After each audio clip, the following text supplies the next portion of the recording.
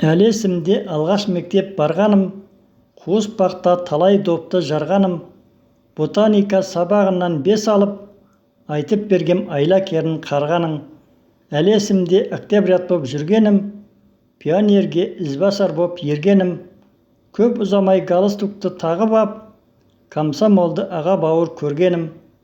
Әлі есімде қой қозыны баққаным, әлі есімде пешке отын жаққаным, егіндерді жинап алып бақшадан, әлі есімде базар шығып сатқаным.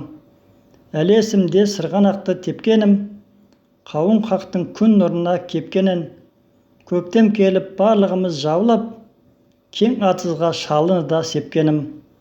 Әлі есімде талай отын жарғаным, әлі есімде туымға да барғаным, шопандарға көмекші боп септік боп, қой қозыны тасығанын арбаның.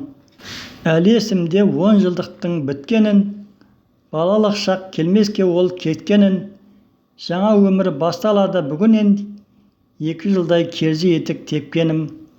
Әлі есімде әскерден келген күндер, бойдақ кезде ұйқысыз өткен түндер, қыз жігіт боп жүргенде бір тамаша, қайта оралмас қызықты ғой бұл күндер. Әлі есімде бойдақтықпен қоштасып, той жасадық қуанышқа ұштасып, жаңа өмірі бастау алды бүгіннен, үйленгендер кеттік қой біз достасып.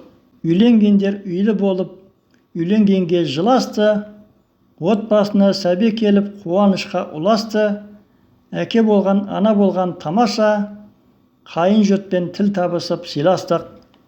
Бұл өмірдің заңдылығы қайталанып келетін, көз көргендер айтып жүр ғой ақылдарын білетін, ең бастысы денсау болсын, бәрі жақсы болады, бұл өмірден жақсысын ал, көзге де бір ілетін.